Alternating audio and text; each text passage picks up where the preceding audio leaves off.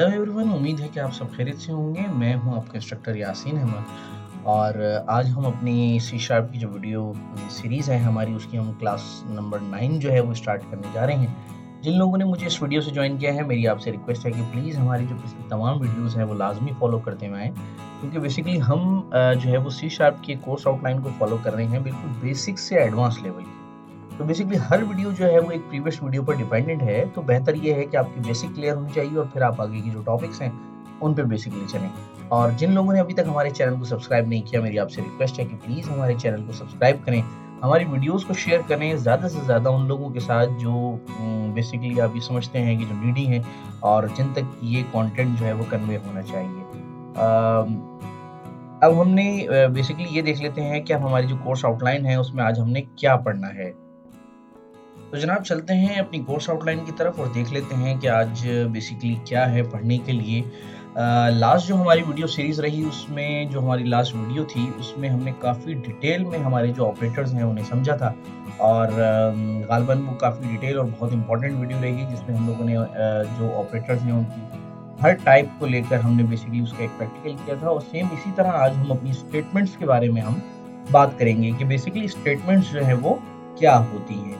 तो देखें जी, सबसे पहली तो बात ये आती है कि स्टेटमेंट बेसिकली होती क्या है। असल में जब भी आप अपने प्रोग्राम में कोई डिसीजन मेकिंग का काम कर रहे हों, आप कोई बेसिकली यूँ समझ लें कि आप अपने प्रोग्राम को, जो उनके प्रोग्राम की जो एग्जीक्यूशन है, उसके फ्लो को आप जो है वो किसी डिसीजन के हवाले से, किसी स्टेटमेंट को लेकर आप जो है उसके बारे में कोई फैसला करना चाह रहे हों, कोई डिसीजन लेना चाह रहे हों, तो उस सूरत में हमारे पास स्टेटमेंट्स का इस्तेमाल होता है। जैसे आपके पास कोई पर्टिकुलर कंडीशंस हैं, आप चाहते हैं कि मेरी एक सर्टेन कंडीशन है, अगर ये कंडीशन मेरी ट्रू हो तो मेरा ये काम होना चाहिए, अगर ये कंडीशन मेरी ट्रू ना हो तो मेरा ये काम नहीं होना चाहिए। तो उस सूरत में हम, जहाँ पर हमारे पास कंडीशंस आती हैं, जहाँ पर हमारे पास प्रोग्राम का जो फ्लो है, आप उसको अगर जो है वो कंट्रोल करना चाह रहे हो अपनी कंडीशंस के हवाले से, तो बेसिकली वहाँ पर हम स्टेटमेंट का इस्तेमाल कर रहे होते हैं। अब सवाल ये है कि स्टेटमेंट की टाइप्स कितनी होती हैं, स्टेटमेंट कितनी तरह की होती हैं। देखिए जी, ये आपके सामने आ रहा है।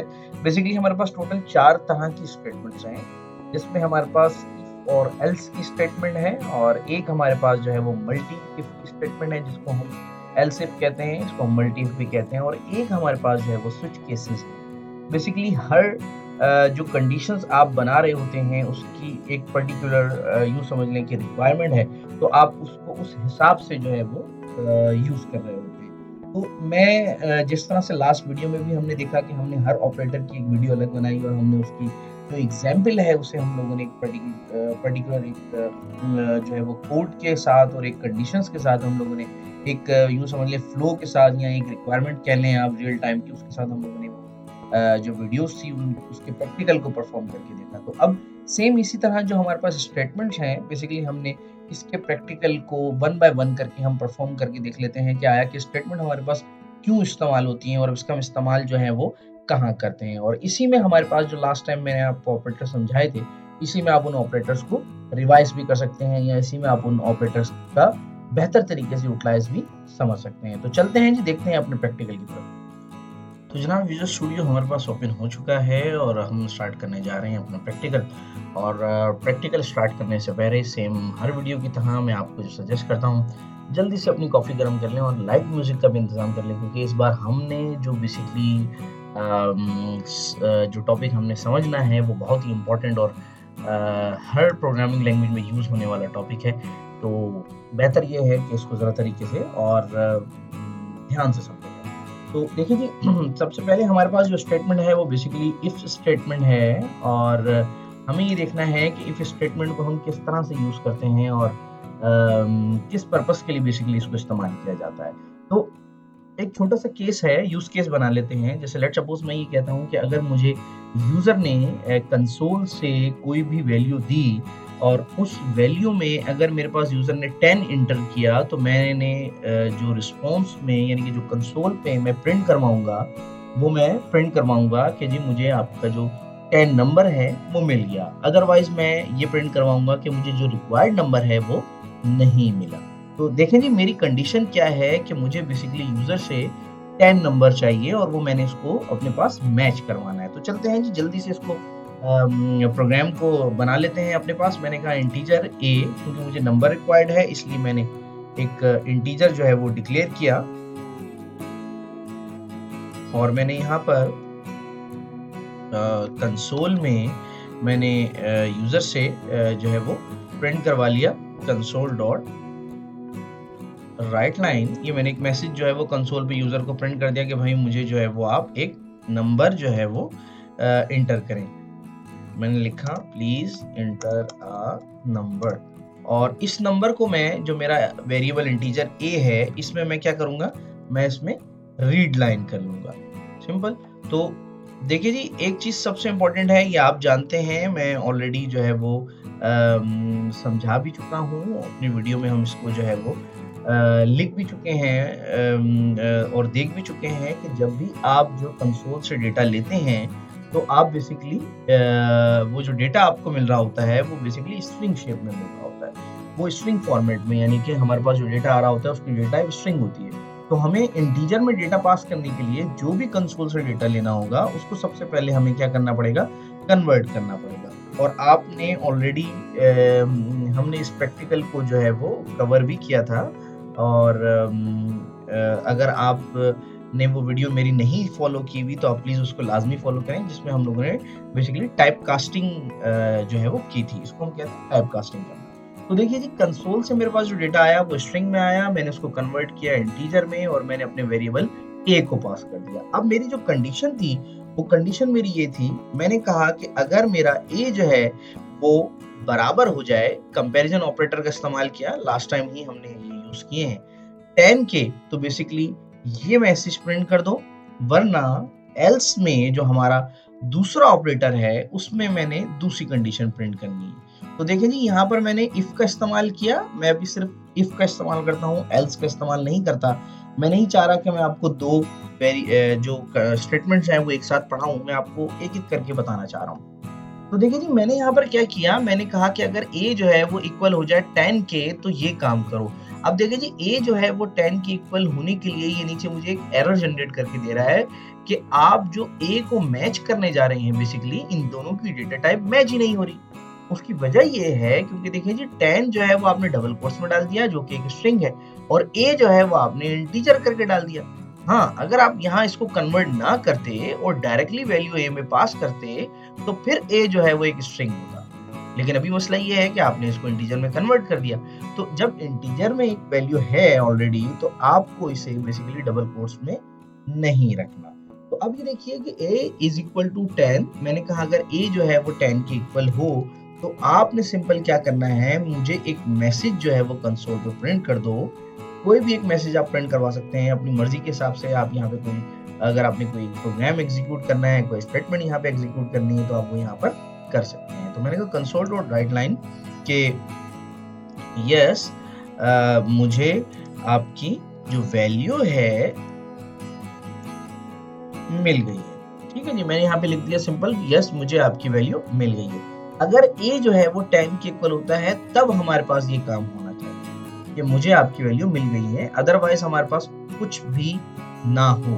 तो सिंपल ये मैंने क्या किया कि इफ की स्टेटमेंट यूज की और इसमें मैंने एक ऑपरेंड दिया, बीच में मैंने कंपैरिजन ऑपरेटर दिया और दूसरा ऑपरेंड दिया जो बेसिकली इससे मैच होगा। तो चलते हैं जी, अपना प्रोग्राम एग्जीक्यूट कर लेते हैं। तो कंपाइल होता है प्रोग्राम और फिर हमारे पास जो है वो ये एग्जीक्यूट होता है। तो उस दौरान मैं आपको ये बात बताता चलूं कि देखें जी, सबसे पहली और इम्पोर्टेंट चीज ये है कि आपने जो डेटा टाइप्स हैं उनका खास तौर पर ख्याल रखें। जब आप कंपेयर कर रहे हो तो आपकी जो वैल्यू है उन दोनों की जो डेटा टाइप है वो बेसिकली एक जैसी होनी चाहिए, वरना अदरवाइज आपने ये देखा कि हमें वो बेसिकली क्या करता है, एरर जनरेट करता है। तो देखिए जनाब, ये हमारे पास हमारा प्रोग्राम जो है वो रन हो गया और उसने कहा प्लीज इंटर अ नंबर। मैंने 2 इंटर किया, देखिए कुछ भी नहीं हुआ। उसने क्या किया, प्रोग्राम मेरा एग्जिट कर दिया। क्यों? क्योंकि एक्चुअल जो मेरा नंबर है वो मैंने नंबर रखा हुआ है 10। तो जब तक मेरा 10 नंबर नहीं होगा, यानी कि 10 नंबर में एंटर नहीं करूंगा, तब तक मेरी जो इफ की स्टेटमेंट है वो एग्जीक्यूट नहीं होगी। अब देखें जी, मैंने यहाँ पर नंबर सिंपल 10 इंटर किया तो इसने मुझे कह दिया यस मुझे आपकी वैल्यू मिल गई है। इट मीन्स कि हमारे पास जो हमने जो कंडीशन लगाई हुई थी वो हमारी कंडीशन जो है वो एग्जीक्यूट हो चुकी है। यानी कि हमारी जो इफ की स्टेटमेंट है वो इस तरह से काम कर रही होती है कि आप बेसिकली कंडीशन जो है वो चेक कर रहे होते हैं कि आया कि एक कंडीशन जो है वो बेसिकली ट्रू होती है या नहीं। अब जब ये कंडीशन ट्रू होगी तभी ये प्रोग्राम एग्जीक्यूट होगा, अदरवाइज वो कुछ भी नहीं करने वाला। तो बेसिकली इफ की स्टेटमेंट इसी पर्पस के लिए इस्तेमाल होती है कि आप कंडीशंस जो है वो चेक कर रहे होते हैं, और इफ में हमेशा ट्रू कंडीशन ही चलेगी। यानी कि आप अगर इसको चाहें तो आप फॉल्स कंडीशन पे भी चेक कर सकते हैं, आप चाहें तो ट्रू कंडीशन पे भी चेक कर सकते हैं। तो मकसद कहने का ये है कि आपने अगर ट्रू कंडीशन चेक करनी है तो आप सिंपल इस तरह से इसको पास कर सकते हैं। तो देखिए जनाब, अब हमारे पास जो नेक्स्ट स्टेटमेंट है वो बेसिकली मैं आपको इसी के साथ ही थोड़ा सा गाइड कर देता हूँ, इसी के साथ ही थोड़ा सा समझा देता हूँ कि हमारे पास जो नेक्स्ट बेसिकली स्टेटमेंट है हमने उसको किस तरह से इस्तेमाल करना है। तो हमारी जो नेक्स्ट स्टेटमेंट है वो बेसिकली एल्स की स्टेटमेंट है, जो कि इफ के ब्लॉक के साथ जो है वो मिलके चल रही होती है। यानी कि आप यूं समझ सकते हैं कि आप यूं कह लें कि आपकी जो सेकंड बेसिकली कंडीशन है वो बेसिकली क्या होनी चाहिए। तो देखें जी, हमने अभी ये देखा कि मैंने आपसे कहा कि अगर a जो है वो इज इक्वल होगा 10 के, तभी हमारे पास ये काम होगा, अदरवाइज नेक्स्ट जो है वो स्टेप क्या होना चाहिए वो आपको एल्स देगा। अब देखिए जी, इसमें सबसे इंपॉर्टेंट चीज तो ये है कि आपने यहाँ पर ये नोट किया कि अगर इफ यानी कि ये कंडीशन ट्रू होती है तो बेसिकली ये काम कर दो, अदरवाइज आपके पास जो सेकंड कंडीशन है यानी कि सेकंड स्टेप जो है वो ये परफॉर्म कर दो। तो बहुत सिंपल सी चीज है, आपकी अगर कंडीशन ट्रू होगी तो इफ का ब्लॉक चलेगा, वरना फॉल्स में आपके पास जो एल्स का ब्लॉक है वो एग्जीक्यूट होगा। तो ये आपके पास इफ और एल्स का एक कॉम्बिनेशन है, तो जिसको आप बेसिकली जो है वो इस तरह से परफॉर्म कर सकते हैं। इसमें आप कोई भी मैसेज कन्वे कर सकते हैं कि जैसे मैंने यहाँ पे लिखा है यस मुझे आपकी वैल्यू मिल गई है, और यहाँ पर आप ये कस्टमर को मैसेज कन्वे कर सकते हैं, यूजर को ये मैसेज कन्वे कर सकते हैं कि कुछ भी मैसेज आप यहाँ लिख दें कि रिक्वायर्ड वैल्यू नहीं मिली। तो सिंपल आपने क्या किया कि यहाँ पर आपने बेसिकली कंडीशन लगाई जिसमें आपने ये चेक किया कि आया कि ए जो है यानी कि जो भी मेरी प्रोवाइडेड वैल्यू है जो मैंने यूजर से इनपुट लिया है, अगर वो बराबर हो जाता है 10 के, तो हमने सिंपल क्या कर दिया कि हाँ जी हमें ये वैल्यू मिल गई है, रिक्वायर्ड वैल्यू। और अगर वो 10 के बराबर नहीं होता तो जो नेक्स्ट कंडीशन है यानी कि जो हमारे पास नेक्स्ट जो हमारे पास यूं समझ लें कि फ्लो है वो इस तरह से चलेगा कि हम कोई भी मैसेज कन्वे कर देंगे। तो चलते हैं जनाब, इसको चलाकर देख लेते हैं कि हमारे पास जो रिजल्ट है वो क्या आ रहा है। तो देखिए जी, प्रोग्राम कंपाइल हो चुका है और एग्जीक्यूट भी हो गया है। उसने कहा प्लीज एंटर अ नंबर, मैंने सिंपल 2 करके एंटर किया तो इसने कहा रिक्वायर्ड वैल्यू नहीं मिली। इट मींस कि हमारे पास जो बेसिकली इफ की स्टेटमेंट है वो नहीं चली, हमारे पास जो एल्स की स्टेटमेंट है वो चली है। यानी कि यहाँ पे हमारे पास कंडीशन फॉल्स हुई है और यहाँ पे हमारे पास कंडीशन यहाँ पे हमारे पास कंडीशन ट्रू हुई है और यहाँ हमारे पास कंडीशन फॉल्स हो गई। अब मैं यहाँ पे 10 एंटर करूंगा तो वो कहेगा यस मुझे आपकी वैल्यू मिल गई है। यानी कि इट्स मीन कि जब तक ये कंडीशन ट्रू नहीं होती तब तक ये वाला जो ब्लॉक है हमारा ये एग्जीक्यूट नहीं होगा। तो देखिए जनाब, ये तो था हमारे पास इफ और एल्स की स्टेटमेंट। अब हमारे पास जो नेक्स्ट स्टेटमेंट है वो बेसिकली हमारे पास है एल्स इफ की, जिसमें हम बात कर रहे थे बेसिकली मल्टी कंडीशन की। अब देखिए यहाँ तो सिंपल आपने ये देखा कि आपने इफ देख लिया, उसकी एल्स कंडीशन देख ली। अब अगर आपके पास मल्टीपल कंडीशन हो, जैसे लेट्स सपोज मैं थोड़ा सा इसका जो सिनेरियो है वो चेंज कर देता हूँ। मैं कहता हूँ कि अगर 10 मिल गया तब भी मेरे पास कंडीशन ट्रू है, और अगर 2 मिल गया तब भी मेरे पास कंडीशन जो है वो ट्रू होनी चाहिए। तो सिंपल मैंने यहाँ पर एक मैसेज कन्वे कर दिया कि मैंने यहाँ लिखा यस आई गॉट 10, और एक और मेरे पास अब कंडीशन लगने वाली है जिसमें मुझे 2 चेक करवाना है। तो मैंने सिंपल क्या किया, एल्स और इफ, इसमें अब मेरे पास दोबारा एक कंडीशन होगी और यहाँ पर हम बेसिकली क्या पास करेंगे, यहाँ पर हम अपनी जो हमारी कंडीशन है हम वो पास करेंगे। अगर ए जो है वो 2 के बराबर हो जाए तो बेसिकली ये मैसेज जो है वो कन्वे करवा दो। अब जरा थोड़ा सा गौर करें कि यहाँ पर हमारे पास हमने एल्स और इफ की कंडीशन क्यों लगाई, क्योंकि एल्स में हमारे पास कोई भी कंडीशन पास नहीं हो सकती। हमारा जो एल्स का ब्लॉक है ये बेसिकली वो ब्लॉक है जब आपके पास कोई कंडीशन फॉल्स होती है तो लास्ट में इसने चलना ही होता है लास्ट में। तो सिंपल आपने ये देखा कि हमने 2 कंडीशन लगाई। एक हमने चेक किया कि ए जो है वो 10 के बराबर है अगर तो ये काम हो जाए, और एक हमने चेक किया कि अगर ए जो है वो 2 के बराबर हो तो ये काम हो जाए।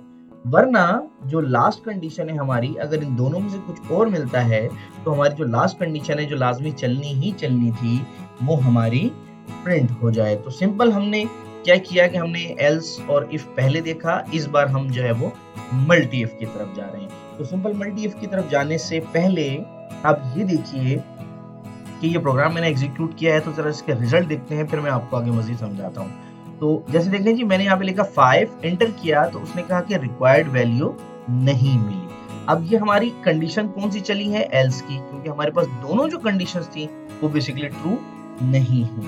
अब हमारे पास दोबारा से प्रोग्राम एग्जीक्यूट हो चुका है, मैं यहाँ पे 2 एंटर करूंगा तो उसने कहा यस आई गॉट 2, यानी कि हमारे पास जो बेसिकली सेकंड कंडीशन थी ये वाली, ये कंडीशन हमारी एग्जीक्यूट हो चुकी है।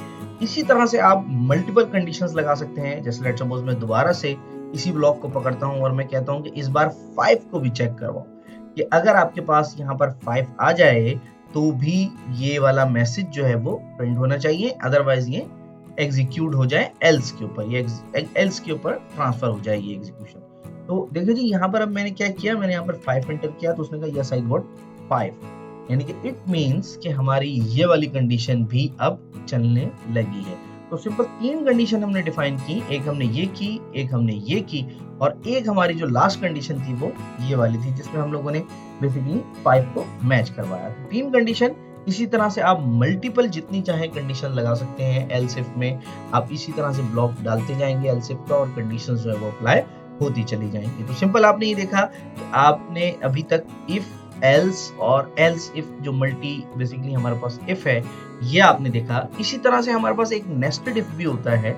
नेस्टेड इफ क्या होता है, बेसिकली अगर आप एक इफ के ब्लॉक के अंदर दूसरा इफ का ब्लॉक लगा देंगे तो बेसिकली वो नेस्टेड इफ कहलाएगा, यानी कि एक ब्लॉक के अंदर दूसरा ब्लॉक, इसको नेस्टेड कहते हैं। तो देखें जी, नेस्टेड इफ बेसिकली क्या करता है कि वो पेरेंट कंडीशन को चेक करता है कि अगर वो पेरेंट कंडीशन ट्रू होगी तब ही वो बेसिकली अंदर जो नेक्स्ट कंडीशन है इफ की उसके अंदर जाएगा और सेकंड कंडीशन मैच करेगा। तो बेसिकली इसमें कोई ज्यादा फर्क नहीं है, सिंपल सी क्या बात है कि अगर पेरेंट कंडीशन चेक होगी तब हमारे पास चाइल्ड कंडीशन जो है वो ट्रू होनी चाहिए। तो आप इसी तरह से नेस्टेड इफ का भी इस्तेमाल कर सकते हैं। तो नेक्स्ट जो हमारे पास है अभी जो है वो स्विच केस है।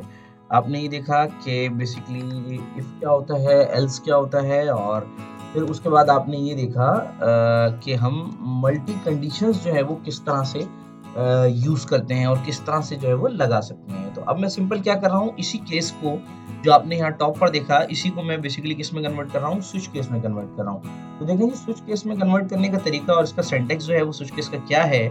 मैं बेसिकली क्या करूंगा कि मैं इसी को ही यूज करूंगा, जो हमारा ए वेरिएबल है इसी का इस्तेमाल करूंगा और इसी पे मैं काम करूंगा।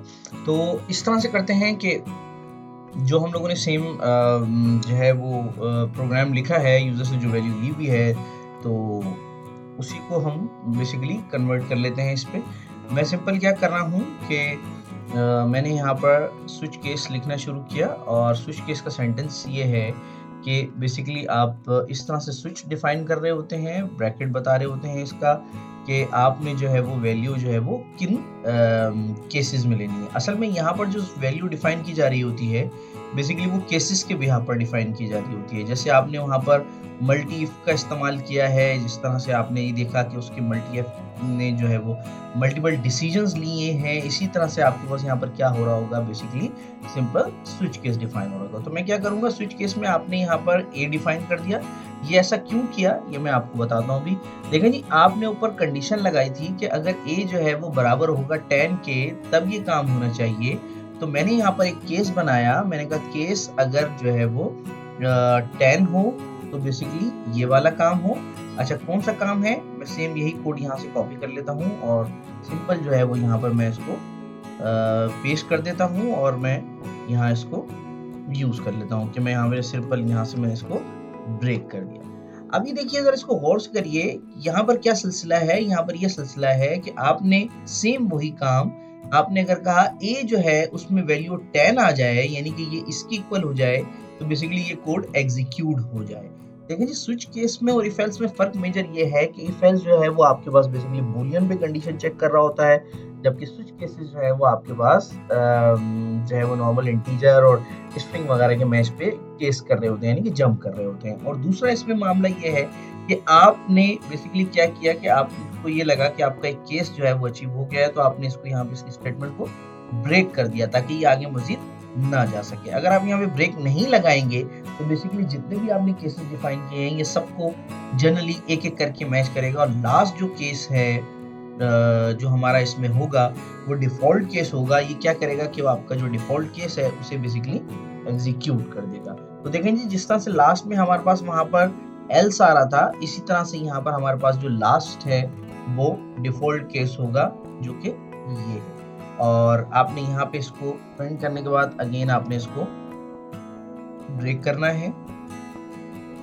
अब आपकी जितनी भी कंडीशन थी, आप एक-एक करके वो कंडीशंस जो है वो केसेस यहाँ पर बना सकते हैं। जैसे लेट्स सपोज़ मेरे पास वहाँ पर था 2 और 5, तो मैंने यहाँ पे क्या किया, यहाँ पर मैंने 2 डिफाइन किया और यहाँ पर आकर मैंने सिंपल से 5 डिफाइन कर दिया।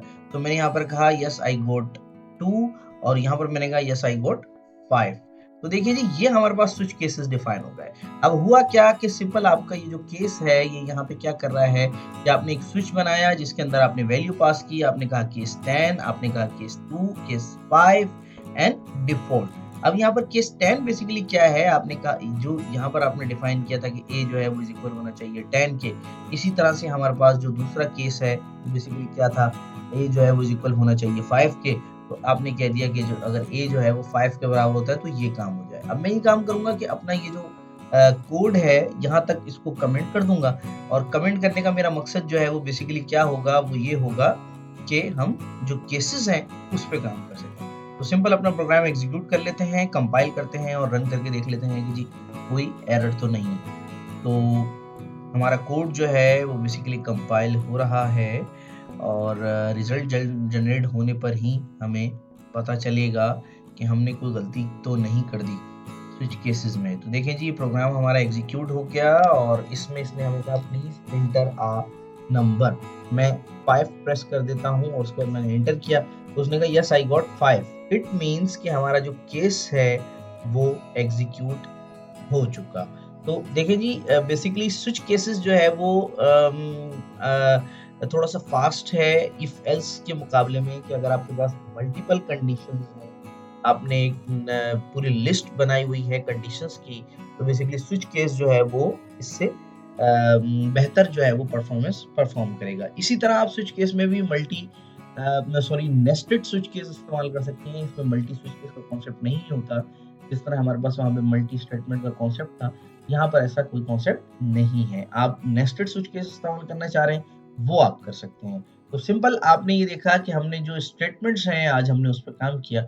हमने इफ की स्टेटमेंट देखी, एल्स की स्टेटमेंट देखी, हमने जो है वो मल्टी कंडीशन देखी और उसके बाद हम लोगों ने स्विच केस देखे। तो मैं उम्मीद करता हूँ कि आज की जो वीडियो है वो आपको समझ में आ गई हो और अगर आपको इसके रिलेटेड कोई भी क्वेश्चन होगा तो प्लीज़ कमेंट सेक्शन में मुझसे लाज़मी पूछिएगा। मैं पूरी कोशिश करूँगा कि टाइमली आपको जो है उसका जवाब दे सकूँ, क्योंकि ये बेसिकली एक बहुत ही इम्पोर्टेंट टॉपिक था, जो बेसिकली मैंने कोशिश की है आपको अच्छे से एक्सप्लेन करने की। अगर मेरी वीडियो पसंद आई हो तो इसको लाज़मी लाइक करिएगा, शेयर ज़रूर करिएगा उन लोगों के साथ जो जिन तक ये कंटेंट आप समझते हैं कि लाज़मी पहुँचना चाहिए।